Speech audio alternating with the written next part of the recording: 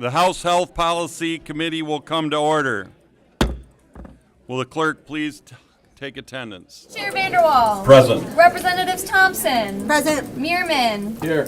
Tisdall. Here. Bierlein. Here. DeBoer. Here. Preston. Here. Schmaltz. Here. St. Germain. Here. Bonac. Here. Frisbee. Here. Whitsett. Carter. Here. Whitwer. Here. Neely. Here. Hoskins. Here. Foreman. Mr. Chair, you have 15 members present. You do have a quorum. Thank you, Madam Clerk. Representative Schmaltz moves to adopt the minutes of the April 30 meeting. There being no objection, the motion passes.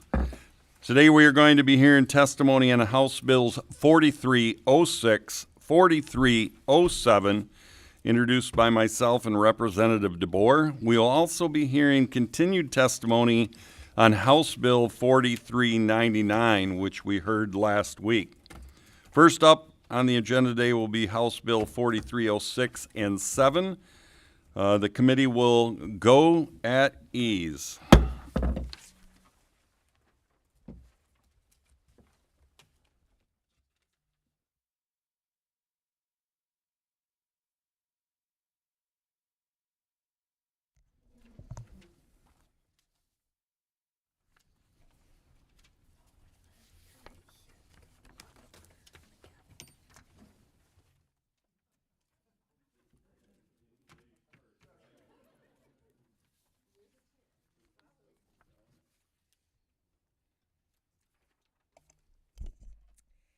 The committee will come to order. And representatives, the floor is yours. Thank you, Madam Chair. I appreciate it very much, and members of the committee. Today we have House Bills 4306 and 4307. They are intended to restore the important tool to those who suffer from epilepsy. Their ability to drive.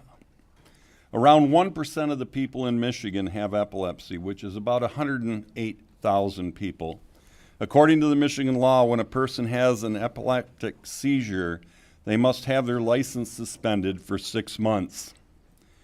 These bills would codify some of the current rules into statute, which would allow the Secretary of State to utilize a 3-month suspension standard if the individual submits a note from their physician that states that the seizures are under control. It also allows a suspension of under 3 months if the person submits a doctor's note proving that the seizures was caused through clear and controllable means or special circumstances, like a medication change, where in some cases people only have seizures at night. Many of us know someone with epilepsy who this has affected. For instance, you may not know that my staff member, Jordan, has epilepsy. And in fact, he didn't get his license when he turned 16 because he had his last seizure 1 month before his birthday. It was his second seizure ever, and once he went on medication, he's never had another seizure. This bill would have allowed him and others like him to get their licenses and drive themselves back and forth to school, events, and work 3 months early. And for anyone who is concerned about safety, you may hear in a few moments from our other testifiers about recent study that was done showing that there was no difference in the number of accidents that occurred between those who had their licenses suspended for 3 months or 6 months. These bills just make good sense. Thank you again, and we'll be happy to answer any questions after the representatives speak. Thank you. I'd like to thank the committee for allowing me to testify before you today. My bill in this package, HB 4307, amends the Public Health Code. The section my bill opens up lays out the law regarding voluntary reporting by physicians and optometrists to the Michigan Secretary of State or third parties about their patients' mental and physical ability to operate a motor vehicle if they had a medical episode. This bill would allow a physician to submit a report as described in HB 4306, either a 3-month license suspension or a reduced license suspension or waiver of a suspension time period for a patient who has experienced an epileptic seizure. In current law, If the patient holds an operator's license, the health professional making such a report must recommend a suspension period of at least 6 months.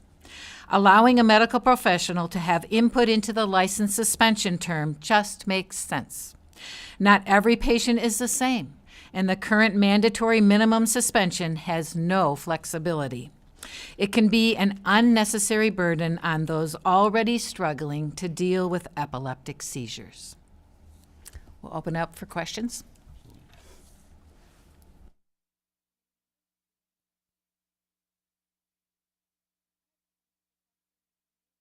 Mr. Chair, how long has it been since we have looked into, wrong button. Thank you. How long has it been since we've looked into this legislation, since it's been updated? That's a great question. To be honest with you, I know that several years ago, Representative O'Malley worked on this. Matter of fact, I believe it was at least 4 years ago, so that's the last time it's even been explored. And unfortunately, it was not acted upon. And here in recent weeks, we've had discussion, and the good Representative DeBoer and I really felt this is extremely important to really look at changing this law. Well, thank you so much for your work on this, and I know we do have one question from Representative Carter. Thank you, Madam Chair, and thank you for your testimony. How will we guarantee that the public is kept safe if we grant your exceptions? I think, I think that's a great question, Representative, and I think, number one, this is where we're using the health professional. We have doctors that are going to be, working with this individual to make sure. I think we've seen in other states that have moved this legislation forward that the record will show that there has been no safety concerns. But it really comes down is that the professional needs to make that decision. If they feel very comfortable with it, they have the right to ask that be moved to 3 months instead of 6 months. So each case will be handled a little bit differently. If they've known what's caused it and they have it under control, this just helps that individual. Thank you. Thank you. I know that we have, each year that goes by, we have advancements in medication administration. We have advancements in controlling these diagnoses. So I think we absolutely need to be going back and looking at some legislation that really affects these patients and their families and their livelihood. So thank you so much for bringing this to our attention. Thank you. Do we have any further questions at this time? Okay, the committee will go at ease.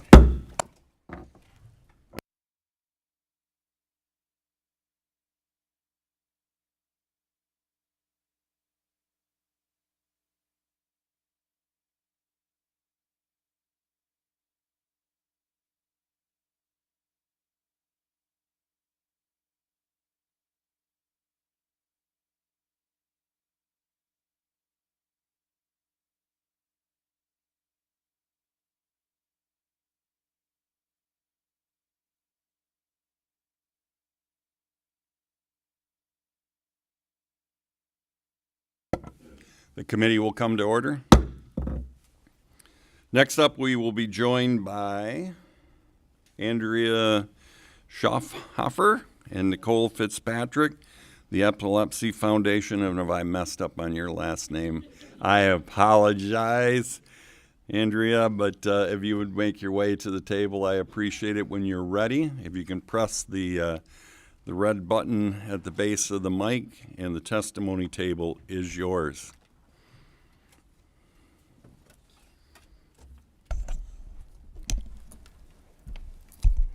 Good morning. Thank you, Chair Vanderwall and members of the Health Policy Committee for allowing me to speak today. My name is Andrea Schaffhofer. You were close. I am president of the Epilepsy Foundation of Michigan, and I am here to testify in support of House Bills 4306 and 4307. I want to thank Representatives Vanderwall and DeBoer for bringing this important legislation forward.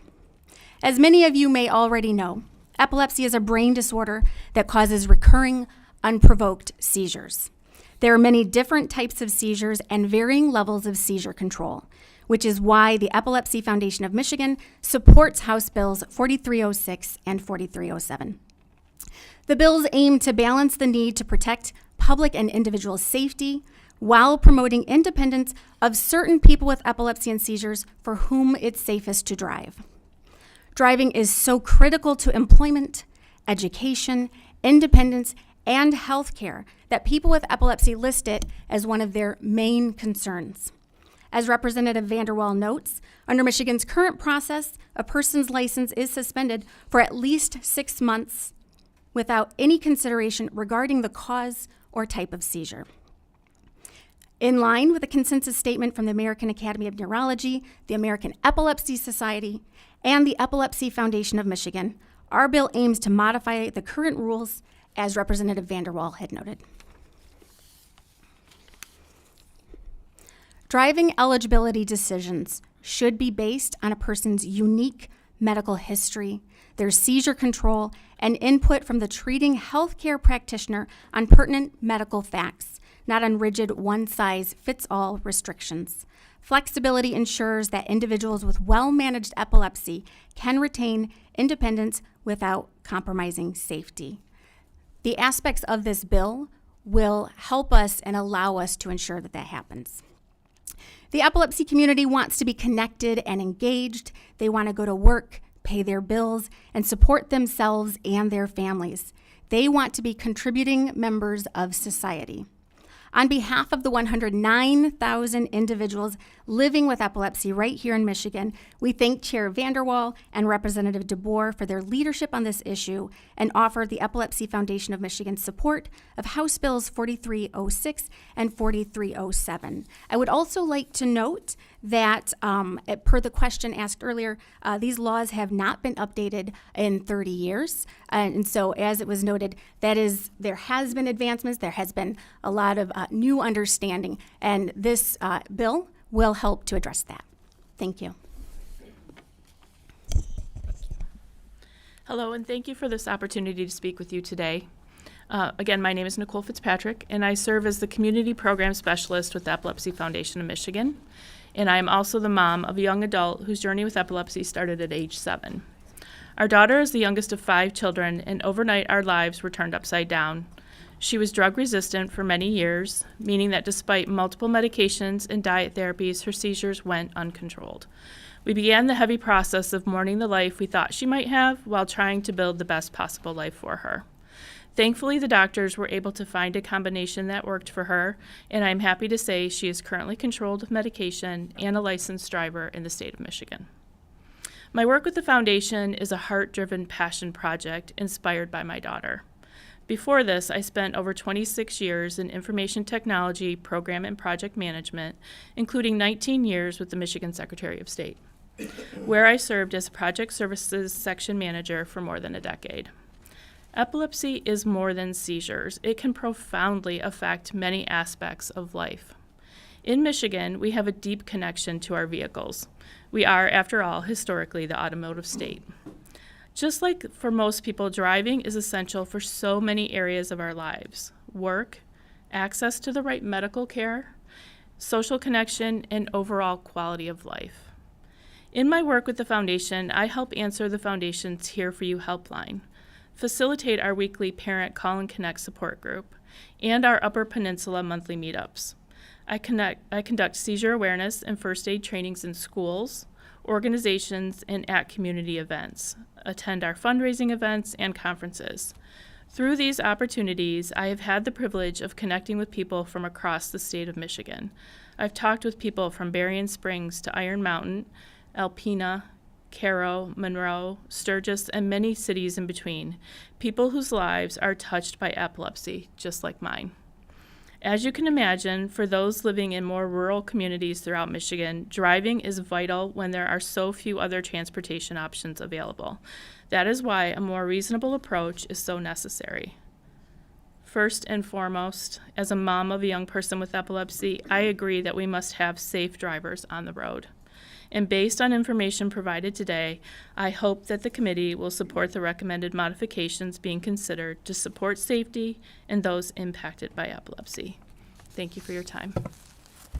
Thank you both. Any questions from the committee? Seeing no questions, thank you both very much for being here today. We appreciate it.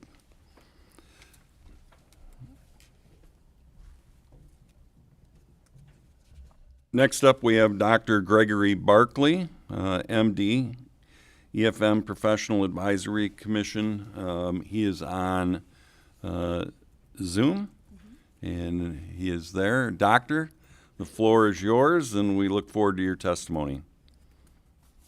Good morning, Chair Vanderwall and representatives of the committee. Thank you so much for the opportunity to speak before you today and for your flexibility in letting me do this virtually on short notice so I can see my scheduled patients this morning. I co-founded the Henry Ford Epilepsy Program in 1986, and I have dedicated my career to care and research for patients with epilepsy. During this time, I've served on the board of directors and other leadership roles in all the major epilepsy organizations in this country, including the American Epilepsy Society, the National Association of Epilepsy Centers, the Epilepsy Foundation of America, and the Epilepsy Foundation of Michigan. In my practice, the question of driving arises with nearly every patient, and at patient visits, the question of driving is generally the topic second in priority after concerns about control of seizures. That is because in our great state, as others have mentioned, driving privileges are key to being able to independently go to work, to school, and to do so many routine things that we normally take for granted in our daily lives. HB 4306 and HB 4307 represent an attempt to refine this Michigan state driving regulations to strike a balance between protecting patients with epilepsy while keeping the Secretary of State in control of the key decision as to the final judgment on the safety of an individual to drive after he or she has had a seizure or has epilepsy.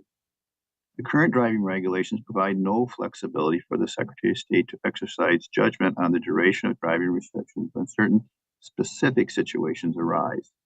These specific situations are detailed in HB 4306 and HB 4307 and provide a mechanism for the input from the physician caring for the driver prior to the hearing to suspend the license.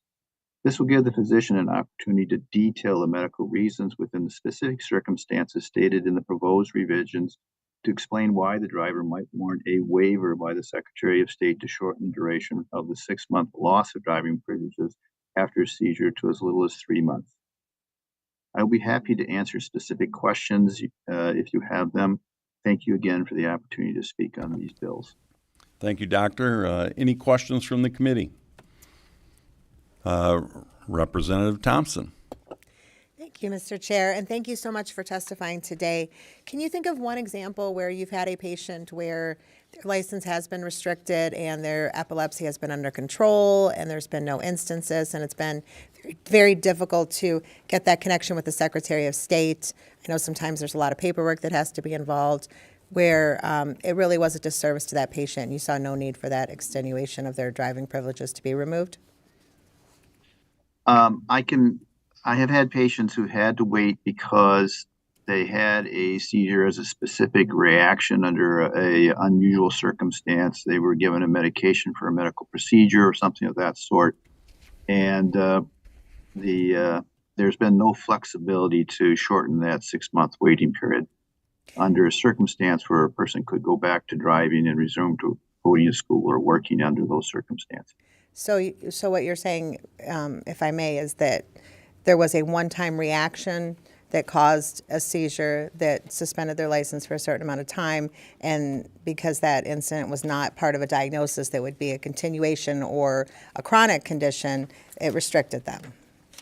And This is actually what Representative O'Malley was motivating him, because his son had an epileptic syndrome and had seizures, and Representative O'Malley had to drive his son to school for the entire semester when the son's seizures were controlled with medication. Thank you so much. Thank you for your testimony. Thank you, Representative. Seeing no other questions, thank you, Doctor, for being here today and your time. We appreciate it. Thank you. Next up, we have Scott Christoffel, EFM patient advocate, wishing to speak in support of the bill. Scott, the testimony table is yours. Remember, there is a little button at the base, and your mic will be live, and we appreciate you being here. Thank you. Good morning, Chair Vanderwall and members of the committee. Thank you for the opportunity to speak today in support of HB 4306 and HB 4307. My name is Scott Christoffel, and I am here as a patient advocate and someone who has lived with epilepsy since childhood. Epilepsy has been part of my life for as long as I can remember. I was diagnosed at the age of 9 after complaining to my mom that I kept falling off my bike. It wasn't just bad balance, I was having epileptic seizures. My mother, who was also diagnosed with epilepsy at the same age, never had seizure control. As I moved into my teenage years and early adulthood, my seizures became less frequent and began occurring only as I was waking from sleep. Despite these challenges, I was able to lead an active life through high school and college, participating in sports, music, and more. When I was 23, my medications finally stabilized my condition, and I remained seizure-free for 24 years. Then, in 2017, my long-term medication, Dilantin, suddenly fell out of its therapeutic range, and I began having focal aware seizures, which would occur as I was waking, beginning with a tingling on the right side of my upper chest and radiating over my right shoulder, something I've long described as feeling like 1,000 ants crawling across my shoulder. This sudden change in my epilepsy symptoms ultimately forced me to seek treatment. However, the fear of losing my license for 6 months made me hesitate to fully engage with my healthcare provider. I waited as long as I could before seeking help, trying to adjust my dosage on my own rather than risk triggering a report to the Secretary of State. I had even made up my mind that I would not disclose the seizure to my provider even if my blood work revealed subtherapeutic levels, simply out of fear that being honest would cost me my license. At the time, I was the sole provider for my family of 6. I managed a multi-state sales team. I feared that losing my license would jeopardize my ability to work and provide for my family. The epileptologist I worked with during that time did an excellent job of guiding me through a very difficult season of trial and error, adjusting medications to find the right balance between seizure freedom and tolerability of side effects. It took 2 years before we landed on a regimen that worked for me. Those 2 years were filled with anxiety, uncertainty, and the constant worry of losing my ability to drive. Gratefully, the new medication regimen found a rhythm that has kept me seizure-free for the last 8 years. While it's important to recognize the necessity of suspending a driver's license in response to certain seizures, it's equally important to acknowledge that not all epilepsy is the same. The current one-size-fits-all approach doesn't account for the nuances of individual cases. By supporting these bills, we can create a system that balances patient safety with compassion and clinical judgment. The existing laws and landscape often discourage patients with a history of controlled seizures from seeking necessary treatment out of fear of long license suspensions. This fear can lead to people delaying treatment or not being fully honest with their providers about their condition. The result is that some individuals continue driving without proper medical supervision, which can be far riskier than a guided medication change under a physician's care. House Bills HB 4306 and 4307 aim to address this by allowing for a more flexible, medically informed approach. For patients with controlled epilepsy or specific seizure patterns, a guided medication change under a physician's supervision could reduce suspension period to 3 months instead of 6. While no one wants to lose their license, this shorter period encourages more people to seek the treatment that they need and to be transparent with their healthcare providers, ultimately improving safety for everyone. I strongly support these bills and urge the committee to consider the profound impact this legislation could have on the lives of many Michigan residents. Thank you. Thank you, Scott. Any questions from the committee? Representative Thompson. I really don't want to be the only one asking questions up here. We need everyone's brain stimulated a little bit. But something you said really struck out to me, that being a nurse, I understand that Dilantin is a medication that has a therapeutic range. Yep.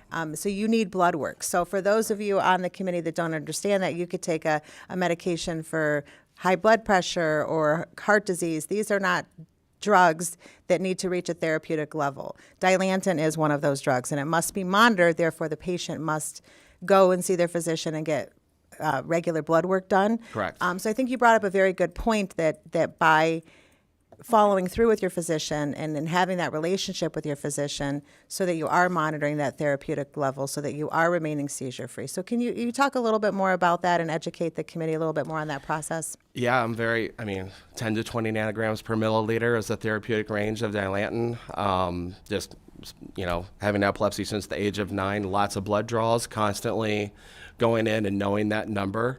I had gone through some personal hardships over the past 5 or 6 years. I don't know if that contributed to it or not, but all of a sudden my therapeutic levels were in the 3s.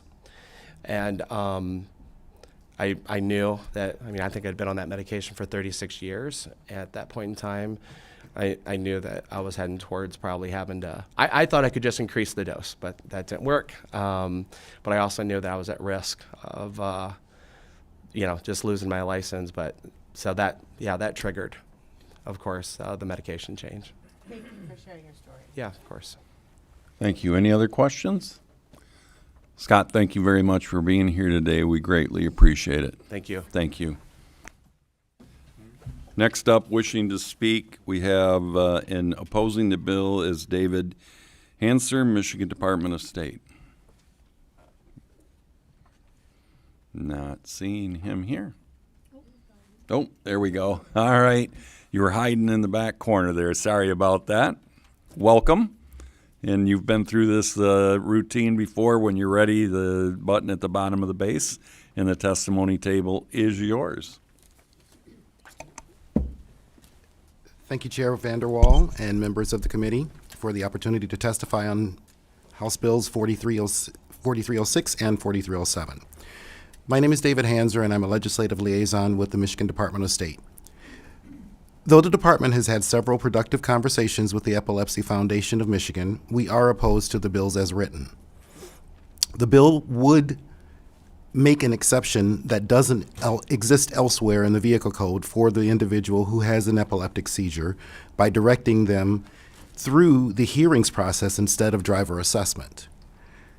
This distinction is important because it would prevent the department from taking immediate licensing action in case of an individual who has an episode that calls their ability to maintain control of a vehicle into question.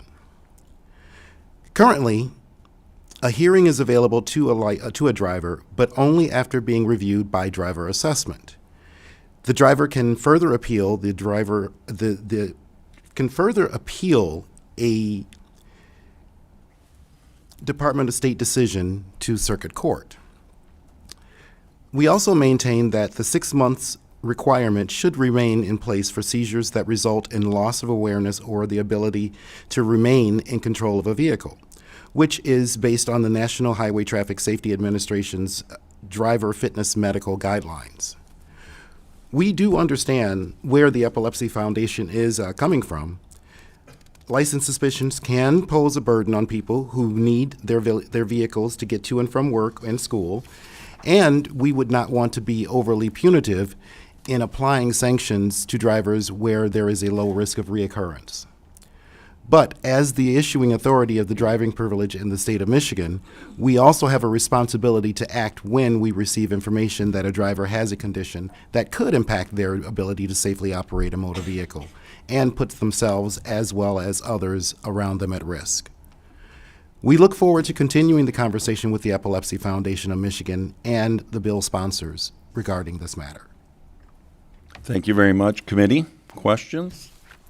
I have one question, and it pertains that you said they can request a hearing, or folks can request a hearing. Is that what I heard about having their license restored? Correct. How many people in any given period of time do you have that request this? I don't have the exact numbers, but I'm going to guess in saying the volume is rather high. Okay. If you get those numbers, I would greatly appreciate it. How long is their wait period to have the opportunity to speak with the department? They're given the 6-month suspension, and upon completion of the 6-month suspension, they are able to provide us with documentation from a driver assessment, a physician statement, to come back in, have this case reviewed once again, and at that point, they can regain licensing. So even after 6 months, and when they can normally get their license back, it could be an extended period until they meet with the department? It could be, yes. Okay. Very good. Any other questions? Yes, Representative Tisdale. Thank you, Chair Vanderval. Very quickly, the hearing occurs after a driver's assessment. Can you describe the driver assessment, and if it's a in-person evaluation of the particular driver, what value does that bring if that driver's not currently having an episodic seizure? Well, actually, what is required with the driver assessment is the individual will have to provide to the department with a physician statement, Okay. where the doctor will then detail the severity and or the condition of the epileptic episode. They go through a series of testing, whether it's a vision test, written test, and they do an on-road evaluation as well with driver assessment.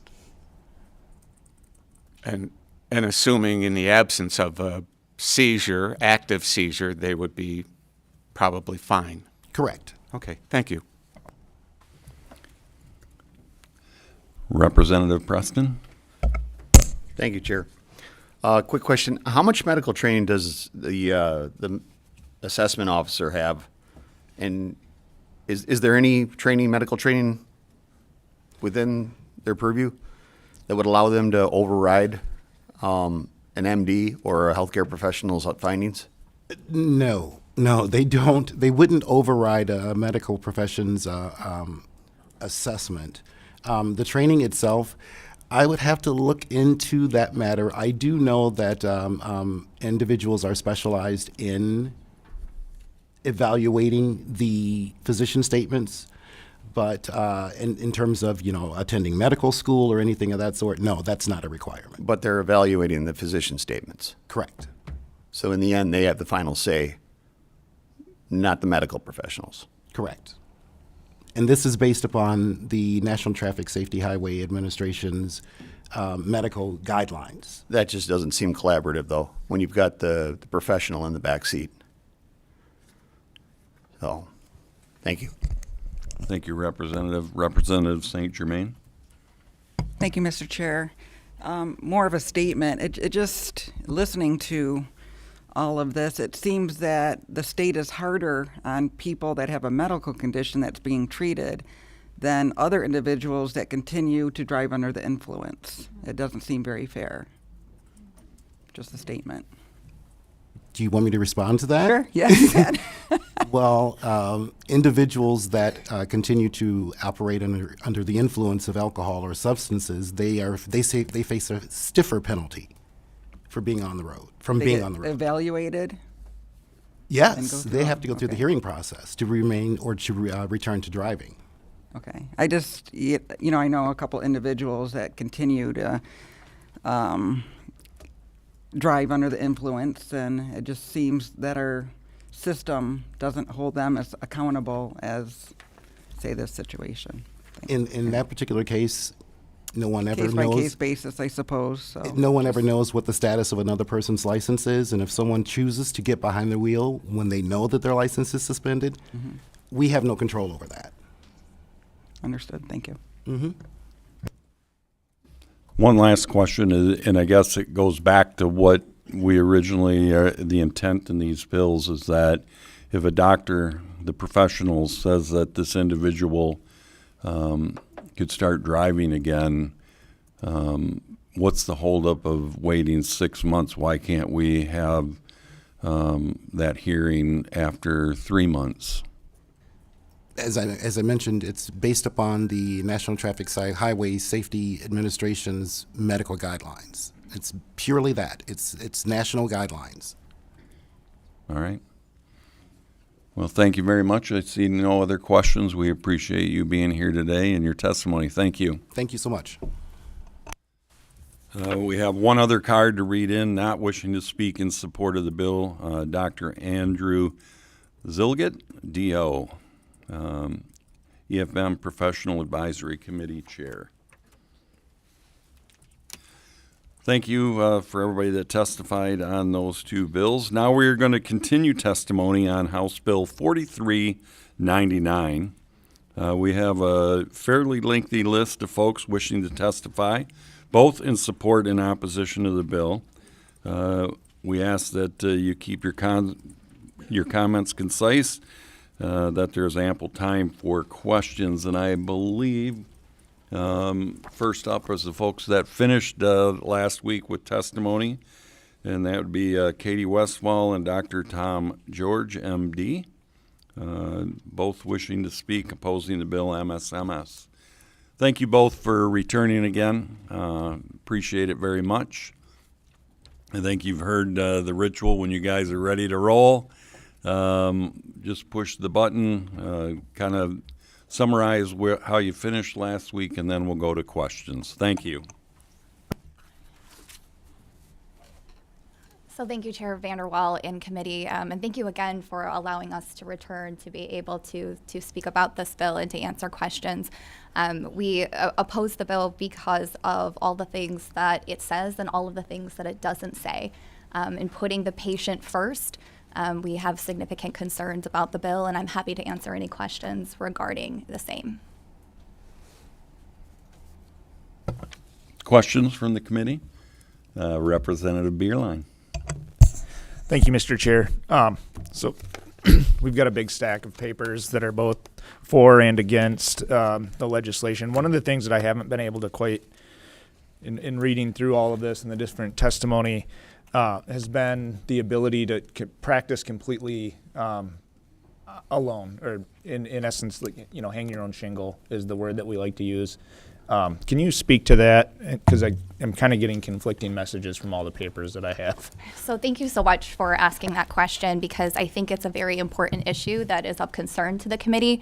I understand that there is disagreement and there's continued communications with Laura that is happening. And I'm happy to answer those questions with the statutes themselves. So to answer your question, the bill would not permit nurse practitioners to co-own a medical practice with a physician. That would require an amendment to the LLC and Corporations Act. But would the bill allow nurse practitioners to hang a shingle that is owned by nurse practitioners and provides independent nurse practitioner services? And the answer to that question is unequivocally absolutely. And you would not need to amend the LLC or the Corporation Act for that to be true, because the laws as they are currently written are straightforward and they're clear. It'll take me just 2 minutes to explain why, and I'll try to be as quick as possible. So let's start with why, what the law requires to even form an LLC or a corporation. Let's focusing on the LLC form of entity, which is the more common form of entity for small practices.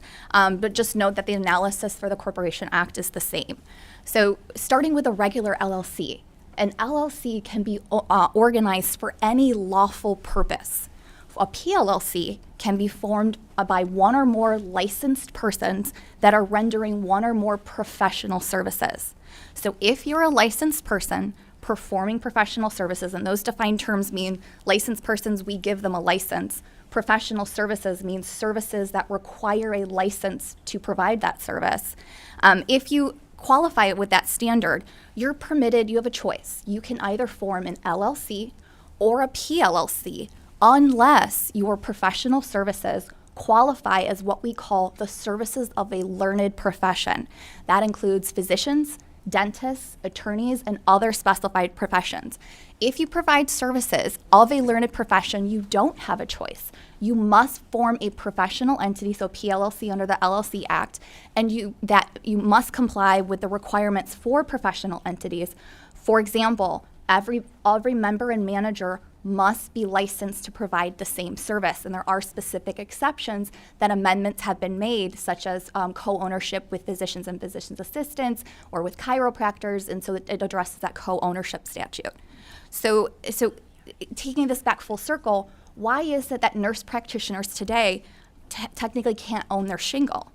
And so included with the materials that you reference, Representative, it explains the reason for that is. And specifically, nurse practitioners are not considered by Lara's Corp division to have an independent scope of practice. They practice by delegation and supervision of a physician. And so because of this, independent practice of a nurse practitioner is not considered lawful. The services are considered the practice of medicine. And because it's the practice of medicine, that we're triggering the service of a learned profession standard. They can only be performed under PLLCs that are owned by physicians and those other professions that the statute has been amended to include. But as you know, House Bill 4399 seeks to change that. It seeks to remove the physician delegation and supervision standard. Nurse practitioners will be given full independent authority. The practice of medicine analysis goes away. And so what are we left with? Back to the beginning, is the practice of an independent nurse practitioner a lawful purpose? If so, they can form an LLC unless House Bill 4399 says differently. And right now it doesn't. So for a PLLC, are nurse practitioners licensed persons? Do we give them a license? Yes, we do. Are the services of an independent nurse practitioner under this bill professional services, services that require a license? Yes, they are. And so if you hear a different argument than what I present, my recommendation is to ask for the statute and what does it say? Because the laws on their face say what they say, and we don't need an amendment to say differently. On the contrary, if it is the committee's concern that giving nurse practitioners independent practice would be a concern, the bill should be amended to clearly state the committee's intention that that they not be able to form a legal entity. The last thing that I will say, because I'm trying to keep it brief, keep in mind also that everything that I just said is about a limited liability LLC or a corporation.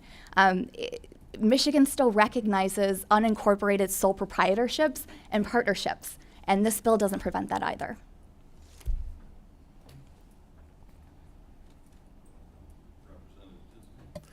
So if the bill did state that a nurse practitioner would not be able to open their own independent practice, would MSMS support the bill? So my response to that is we have to go back to the reason why we oppose the bill in the first place, and that is in putting the patient first. So it's not exclusively limited to the ability to own their own shingle. It's what is it about the independent practice of a nurse practitioner that actually puts the patient interest first. We do not believe that independent practice without a physician-led care team puts the patient first. And so no, we would still oppose the bill. If I may, Chair. Absolutely. So relative to delegation and supervision or proximity of a physician to the practicing nurse practitioner, how does that proximity, delegation, and supervision enhance or impact the nurse practitioner's diagnostic skills or clinical skills? And I'm happy to address that from a statutory perspective, and then maybe Dr. George can address that from a clinical perspective. Yeah, go ahead. Let me try and tackle it first. So the current law, there is a separate statute that defines supervision, and it says that the supervising physician needs to be available either in person, by telephone, or telecommunication to communicate with the nurse practitioner or with the other health practitioners. And it further says that there should be a regular review of cases. So in other words, the current law is very flexible. It does not require that the supervising physician be physically present. So this is why, under the current law, you can have healthcare teams that are providing care in a rural area where the physician backup is someplace else. Now, one exception to that would be in my specialty, anesthesia. that statute is different and requires that the collaborating physician be physically available. So that's the one exception. But the current law is very flexible, and that's why we don't see this as fixing a problem in rural areas. The current law allows teams to reach those areas now. And one of the reasons why you don't see that as much as you might is because of the financial nuances of working in a rural area. For example, telemedicine may not be reimbursed to the same extent as in-person medicine. And for example, Blue Cross has just announced that they're going to reduce telemedicine payments starting this summer. So there are financial reasons that are restricting care in rural areas. They're not licensing reasons that are going to be fixed by this. Okay. Thank you. Representative Schmaltz. Thank you, Chair, and thank you for your testimony. One of the main concerns that I hear all the time is that nurse practitioners would be giving out more prescriptions, including opioids. Where does this come from, this concern? So I think we've provided you with some study data. There have been several studies done that look at the care given by nurse practitioners versus physicians. One of the more notable ones is in a large clinic in Mississippi, the Hattiesburg study, and I think we've provided you with that. But in fact, these studies show overprescribing of opioids, antibiotics, more referrals to specialists, more ER visits, longer length of stay, and more ordering of diagnostic testing, things like x-rays, MRIs, CAT scans. And so there is good evidence that there is, more utilization of the system. Now, an interesting question would be, you heard from the proponents that if you pass this, healthcare cost will be reduced. And they cited, the requirement for a contract, by the overseeing physician. And they said, if we pass this, you won't need that anymore. That will save, there'll be savings. Most nurse practitioners, most physicians, most of us work in large teams or large practices or large health systems, and we don't have contracts between us. We work in a large team. So this practice setting that they mention is foreign to me, and I think it's the minority, of instances. But let's say it's true. Let's say you remove that, that expense for that contract. Then the question is, what is the net effect? You remove that, and yet you have, more testing, more prescribing. Well, it turns out it is prescriptions that are one of the fastest growing areas of healthcare cost, and the testing. And the net is not a decrease, but an increase. And one way to note that would be to compare Michigan with our surrounding states. You heard mention of Minnesota has full practice authority. Michigan does not. The other 4 Midwestern states around us, they have something intermediate. They require a practice agreement. But if we compare the cost in those states, you'll see that Minnesota, the one with full practice authority, has the highest per capita health care expenditure. It's almost $11,000 per year. Michigan, of these Midwestern states, has the lowest, just under $10,000 a year. So there's actually a 10% difference between Michigan and Minnesota, and the others with these intermediate laws fall somewhere in between. And the same applies if you look at Medicaid spending in Michigan and our neighboring states. Minnesota, the per enrollee annual expenditure is almost $12,000 per year, 80% higher than Michigan's $7,000 per year. So I think you can see that, if we step back and look at the big picture, you'll see an increase in cost, not a decrease. Representative Prestin. Thank you, Chair. We live in a day where I think sometimes just because you say it doesn't make it so. I've done a lot of research on this. I'll just cite some right off the bat. 2021 Association of Nurse Practitioners, rural appointments decreased from 5 to 7 days to 2 to 3 days with full practice authority. Medical care research, 25% more rural providers through full practice authority. 2018 Health Affairs, 20% of the NPA nurse practitioners are more likely to work in a full practice authority state. 2020 Nursing Outlook showed a 7% reduction in ER visits and 10% more mammograms. 2021 American Journal of Managed Care reduced rural care costs by 10 to 15%. Journal of Substance Abuse and Treatment in 2018, full practice authority resulted in no increase in controlled substance abuse. 2017 Consumer Assessment of Healthcare Providers and Systems, nurse practitioners showed longer patient interaction, satisfaction, and scored 5% higher than physicians, and that's not a dig on physicians, that's an illustration of the kind of stress that our DOs and MDs are under right now. At the end of the day, we need more primary care, especially up where I live. The facts, they can be worked either way.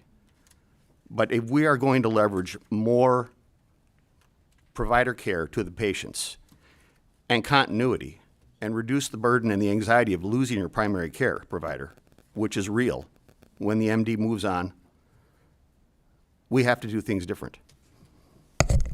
So if I could just respond to that quickly.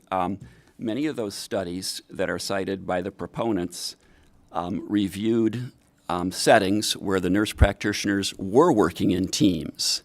And those studies do show that in teams with physicians, the quality of care is very good, and there are many advantages to that. So it is not correct to use those studies to then support the idea of independent practice. The other point I would make is the patient satisfaction thing is fascinating, and you are right. Patients complain about physicians, and the number one complaint is, my doctor didn't spend enough time with me. And with nurses, nurse practitioners are able to spend more time, and they have very high patient satisfaction. That's the benefit, of working together with our complementing skills. Interestingly, though, studies have shown that patient satisfaction tracks in the opposite direction of health outcomes for some, odd reason. And you might ponder why that would be. Why are patients that rate their satisfaction higher actually have worse health outcomes? That is somewhat of a mystery. But patient satisfaction is not necessarily a good endpoint, to conclude that the population is actually healthier. And then finally, I would note, we're going to hear from other groups that favor this. I don't know if we'll hear from Blue Cross, but I think they've turned in a card against it, and I think they could, if they were to speak, they could speak to some of the financial implications. Thank you. Representative Morgan. Thank you, Chair, for this question. You're talking about patient satisfaction, and I want to make a statement and then ask a question. I want to speak as a patient of someone that a nurse practitioner saved their life, and I was ignored by an MD when I was suffering greatly from, and I've talked about this before, and many of my colleagues know, when I was suffering greatly from uterine fibroids and a condition called adenomyosis. So I was referred to a nurse practitioner in an OBGYN office who was the person who found out what was going on with me, along with an ultrasound tech. So I do believe that I believe the data. I'm a highly educated person who believes in data, but I also believe that you can't not take away from the real stories and the real things of people. And one of the reasons I ran for office was to talk about health disparities and increase access to health care. So my question is, can you provide evidence that the increased cost is related to nurse practitioners having full practice authority? Well, I just provided some of the evidence that I have, but I would comment on your experience that this is a great example of the advantages of team-based care. That nurse practitioner presumably was working under Michigan law and was working in an OB-GYN office with physician backup, and this is how the system is supposed to work. We're supposed to work together and complement each other. So it doesn't speak to the need to change the law. It speaks to the benefits of having, complementary skills and working together. I want to not get into the weeds of my story, but I only saw the nurse practitioner when I went to that office. I never saw an MD in that office. So what I'm saying is to not bastardize my story.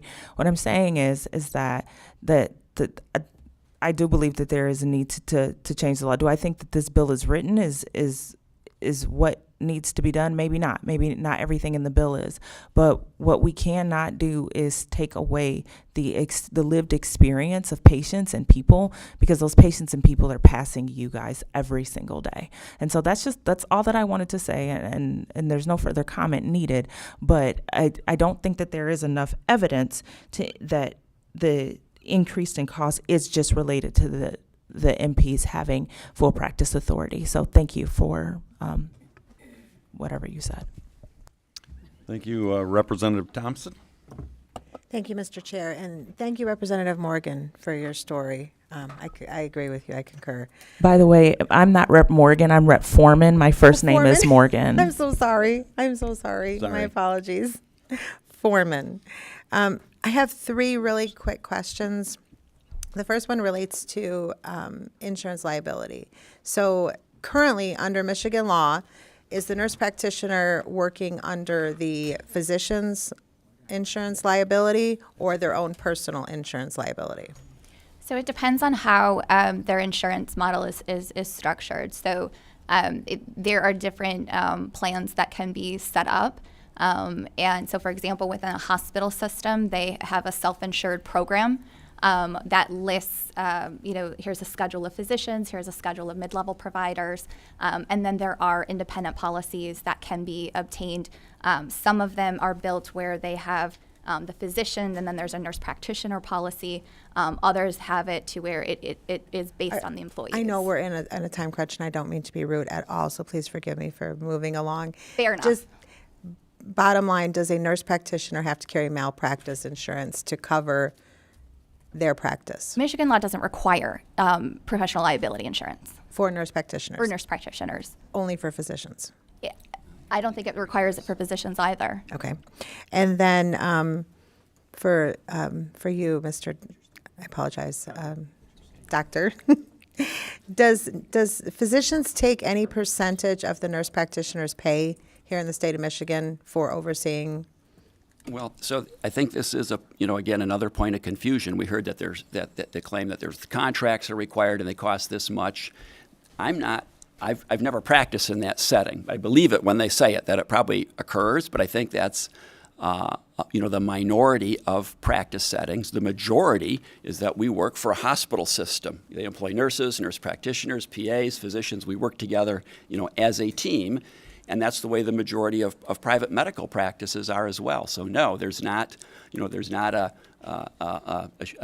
shifting of dollars from the nurses to the physicians. We're all working as a team, and by working as a team, we can see more patients, we can be more efficient, we can be more effective. Just real quickly, and I'll be finished with my questions here. When we talk about healthcare team, I know that that's very important, because wouldn't it be fair to say that when we're part of a healthcare team, we have the CNA, we have the RN, we have the LPN, we have the nutritionist, we have the radiologist, we have the patient care attendant, the physician, that we are physical therapy, occupational therapy. We are all part of the collaborative team. Would we not be able to provide that collaborative effort in healthcare without having the nurse practitioners contract with physicians? Would we not be able to still have that collaboration as a team? You might. But you wouldn't be required to. And I was a hospice medical director, and you're exactly right. We would have a team meeting every week to review patients. There was a chaplain, a pharmacist, occupational therapist, nurses, nurse practitioners, physicians. This would say you don't need to have the physician on the team, and that's what we're concerned about. Yes, and it doesn't limit those settings to hospitals and facilities where you typically see care teams.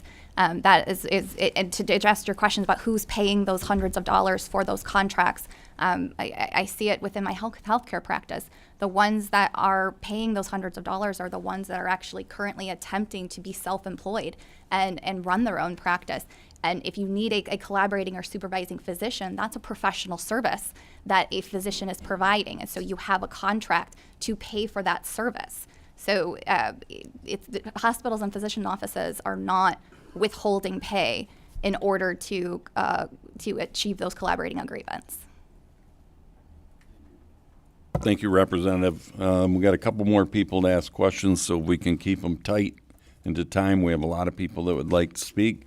Representative Frisbee. Thank you, Chair. Just a couple real quick ones. Currently, in full practice, authority states are NPs able to bill through CMS with a provider number on their own? Yes. Okay. And here in Michigan, they can't currently.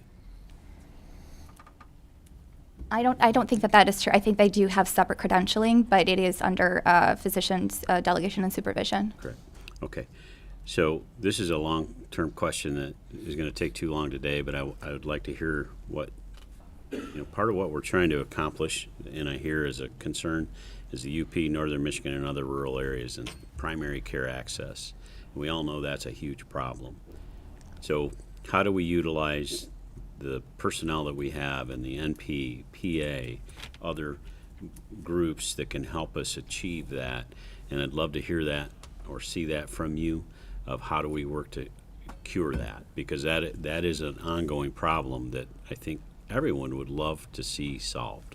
So, and it'll take way too long today. Yeah, but it does revolve around the financial incentives to provide care in those areas, and the telemedicine issues and things that some of them I mentioned earlier. Okay, thank you. Thank you, Representative. Representative Preston. Thank you, Chair. This is a short one. I just wanted to make sure that everybody was clear. All of the studies that I cited were studies conducted on full practice authority. Thank you. Thank you. I see no other questions. We got a lot of discussion. I appreciate you being here. And good doctorate, second time in 1 week. So maybe we can make it a couple more dates this week. So appreciate it. I look forward to it.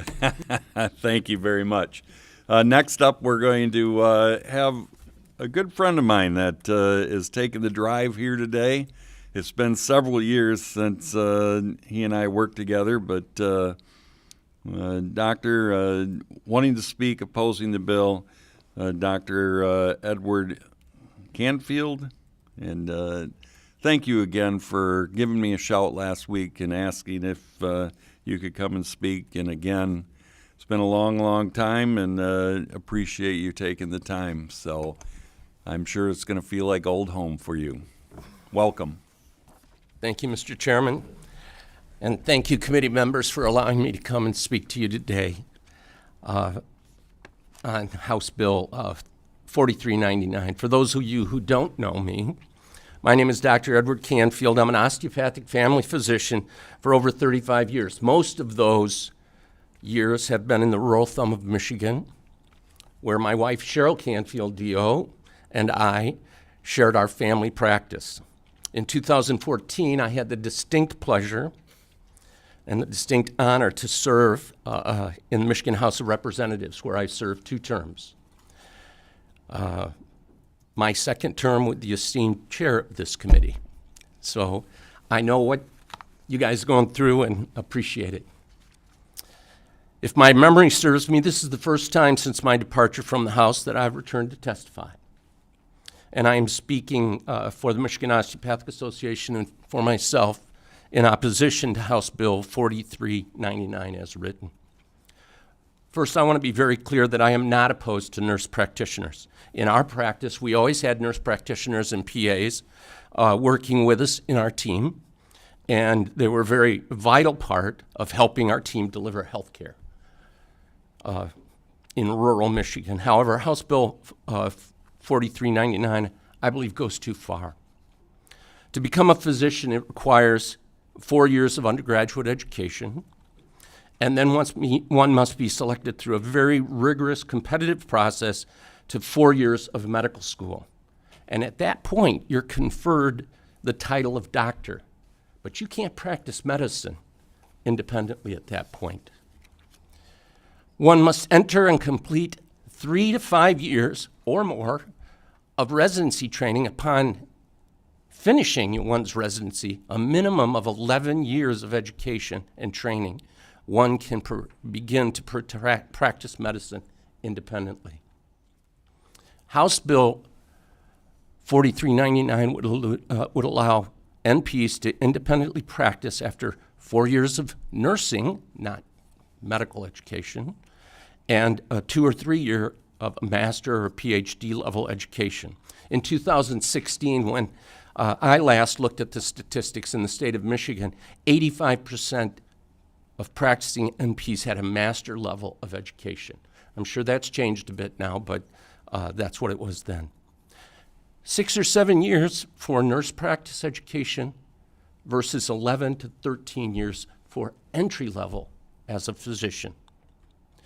More concerning is that over the last 15 years, according to 2020 data from the American Association of Colleges of Nursing, 175 of 376 NP education programs are offered mostly online. 52 at that time were offered completely online. If House Bill 4399 is passed as written, NPs who learn their crafts online would be allowed to practice independently and prescribe medications, scheduled medications, without any supervision. This shift in education emphasizes the need for required supervision and mentorship as a way to get into perhaps independent practice. I have been informed that there are just under 15,000 NPs in the state of Michigan. That's 15,000 new providers able to prescribe opioids in a time when approximately 100,000 Americans die each year of drug overdoses. 15,000 new prescribers able to prescribe sedatives and sleeping pills. 15,000 providers able to prescribe medications which may affect hormones of men, women, and perhaps even children without physician input or guidance. Another issue that I believe needs to be addressed in this legislation, if it is to pass, is the increased number of doctors of nurse practice and the clarification of the term doctor. If one has a doctorate of nurse practice, I believe they should be allowed to use their earned title. However, as a consumer of healthcare, I also believe that people in the state of Michigan deserve to understand what credentials the doctor they are seeing has. This must be clarified, I believe, in this legislation if it is to move forward, so that people understand, the consumer understands who they're seeing. In 2016, while I was in this legislature, we broadened the scope of nurse practice at that time a great deal. But we required that there was a physician nurse practitioner agreement for the prescribing of scheduled medications. I believe we got it right. The function of the legislature must be to protect the public health. And to emphasize what I've stated, nurse practitioners upon graduation from the programs do not have the degree of education or clinical experience to provide independent practice with these powerful, potentially harmful medications. I believe that House Bill 4399 goes too far, and that the bill is not, if it is not to be extensively rewritten, I should urge opposition. Thank you, Mr. Chairman, and the members of the committee. If I may answer questions, I'll be happy to do so. Thank you, Doctor. Questions? I'm not seeing any right now, but I really, truly appreciate you taking the time. Thank you for reaching out and asking if you could testify. And, of course, anytime you're welcome back at this committee. I appreciate our friendship and your wisdom. Thank you. Thank you. Thank you. Next up, via Zoom, we have Ann Sheehan, Assistant Dean for Faculty Practice. She's also Associate Professor at Michigan State College of Nursing. So welcome. The testimony table is all yours, and appreciate you being here. Yes, thank you for this opportunity this morning and allowing me to testify on Zoom. I wasn't able to get travel time arranged today. So again, my name is Ann Sheehan. I am the Assistant Dean for Practice in the College of Nursing at Michigan State University. In this role, I oversee operations and finances of our nurse-run family medicine clinic in MSU's healthcare system. I am a doctorally prepared pediatric nurse practitioner and have been in practice for 33 years.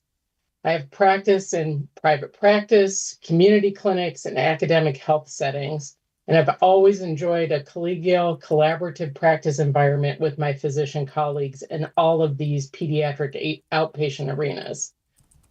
The nurse-run family medicine clinic opened its doors almost 3 years ago to try to improve access to care.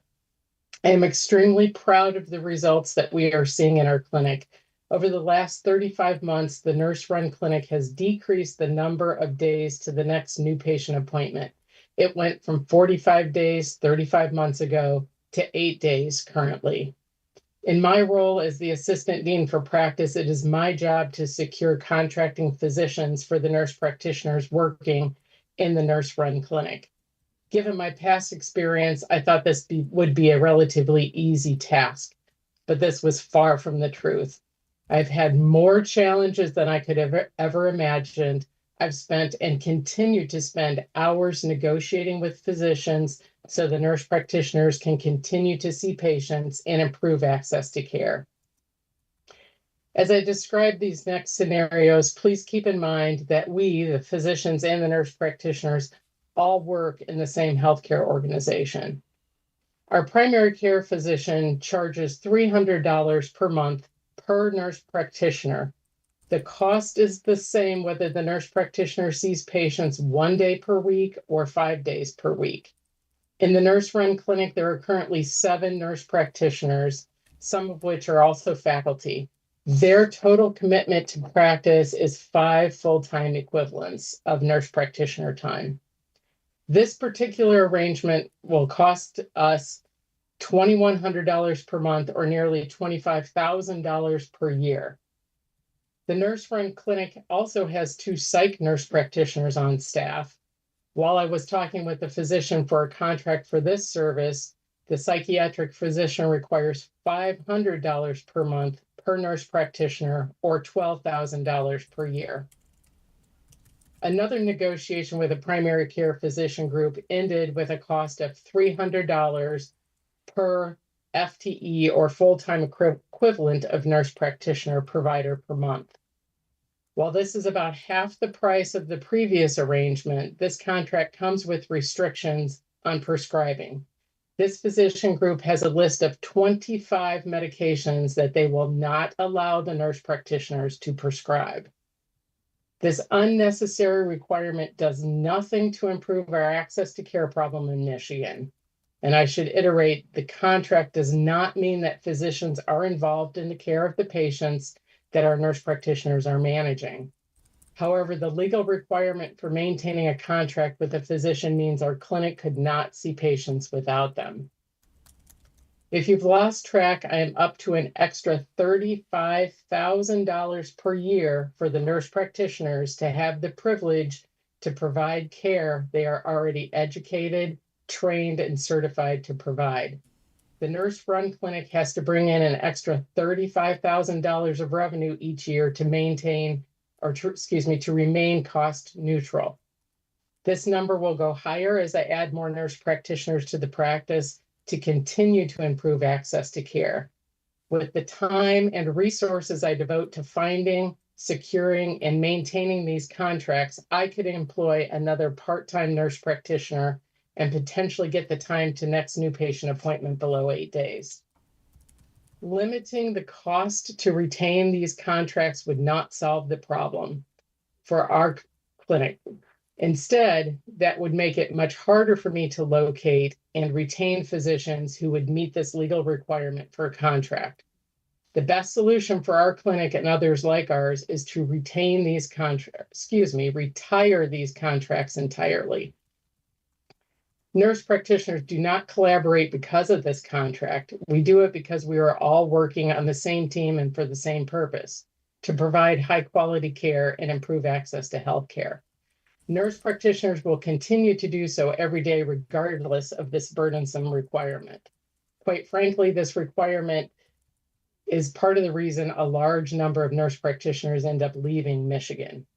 It is time to put patients first and eliminate this restriction that is not contributing to access, quality, or patient outcomes. Rather, this restriction increases the cost of health care. and I urge your support on House Bill 4399. Thank you for your time, and I'm happy to answer any questions if I can. Representative Bierlein. Thank you, Mr. Chair. I just wondered if there was a reason given why the physicians would not allow for the prescribing of those 25 drugs. I'm not sure that I can recall their reason for not allowing it. Part of the reason is in our healthcare organization, we've got what's called a path to zero. The whole organization is trying to decrease the number of opioids that are prescribed. They wanted to be consulted when the nurse practitioners prescribed any of these medications, but even the consultation is resulting in an answer of no. So it's taken up a lot of time for the physician unnecessarily and the nurse practitioner, and the patient still isn't receiving what they really need. Thank you. I guess the one quick question that I have in your experience, how many times in these contractual settings that you explained have you had to reach out for the oversight doctor for information on how to treat a patient? So that's a little bit of a complicated question. If we didn't have to reach out for the prescriptions, it would probably be less than once a month from all of the nurse practitioners combined.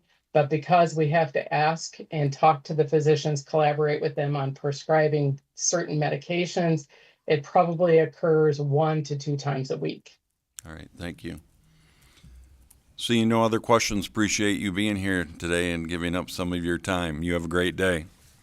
Thank you very much. All right, next up, we have Frank Waters and Lisa Rutledge, Michigan Primary Care Association, and we are getting tight on time, so I can already tell you we will have another committee meeting on this, and I appreciate everybody being here, but the two of you, you've heard many times. When you're ready, press the red button at the base of the mic, and the testimony table is yours. Thank you, Mr. Chair. We'll be very brief. Frank Waters with the Michigan Primary Care Association, joined by Lisa Rutledge from Western Wayne Family Health Centers. I'm going to just give a quick, brief overview of FQHCs, which we represent. There's 41 health FQHCs in the state.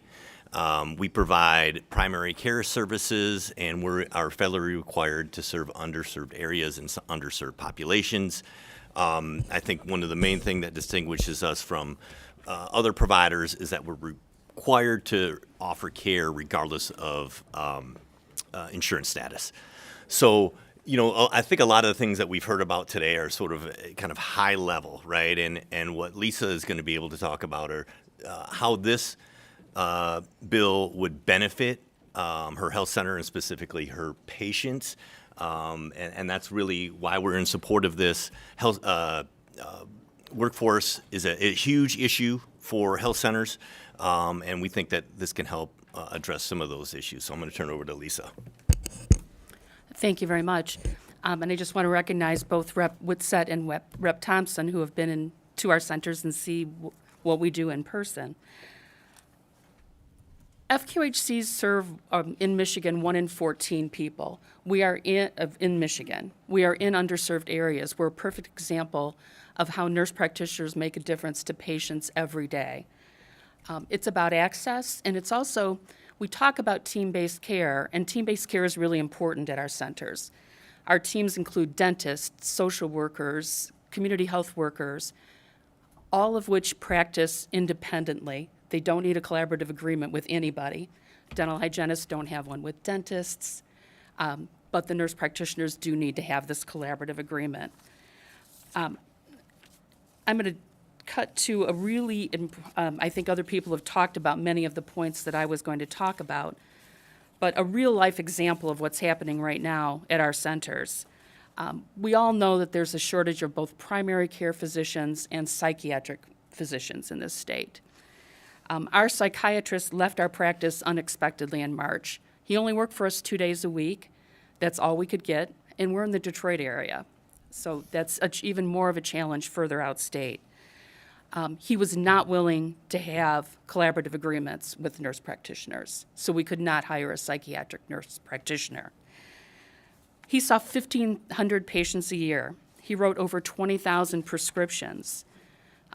Because he liked to see people once a month, people needed tweaks with their medication.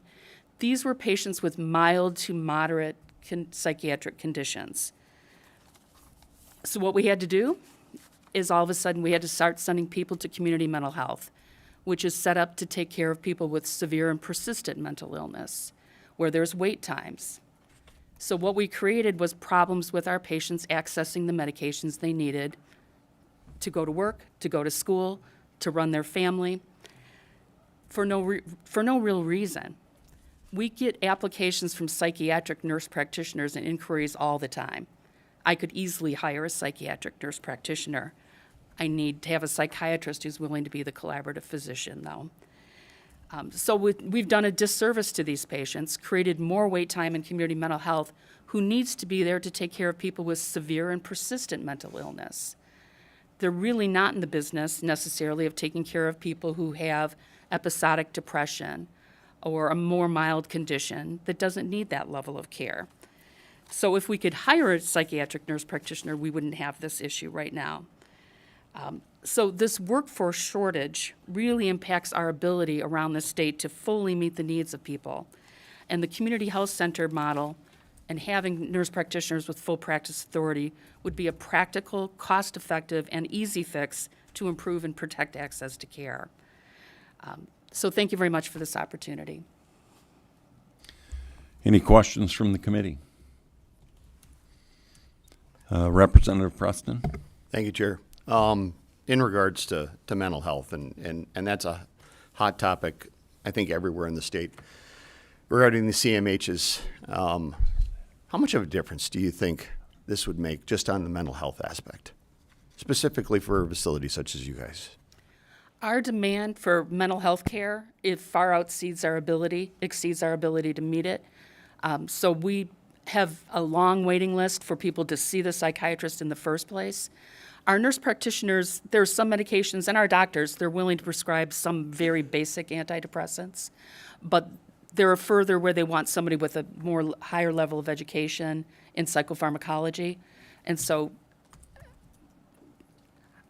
I mean, we had a psychiatrist at one point who said that he's never seen more trauma, and he's from Wayne State, than he saw at our practice, and more people who needed his services. I'm a social worker. I would tell you that probably half our, almost all of us would benefit at some point or another from mental health care. And the psychotropics, they require continual monitoring as well as adjustments as they go through Correct. Their experiences. Yeah, So even antidepressants, most people, the first one may not work, or they need a different dose, they need it tweaked, maybe need another adjuvant so building that medication. primary care capacity is essential to you guys actually fulfilling what your objective is. Definitely. Thank you. Thank you. Representative Schmaltz. Thank you, Chair, and thank you for being here. It's good to see you again, Hi. Lisa. So do you think if this law passes that you would have more nurse practitioners willing to come to your center to work? Oh yeah, like I said, we could easily hire a psychiatric nurse practitioner without the burden of having to have a collaborative agreement. And would you think it would open it up to more nurse practitioners coming? Not Oh, just definitely. in mental health, but, okay, thank you. Yes. Any other questions from the committee? Seeing no other questions, thank you both for being here. And we have reached our time, so we will end testimony on this bill today, and we will have another committee on that.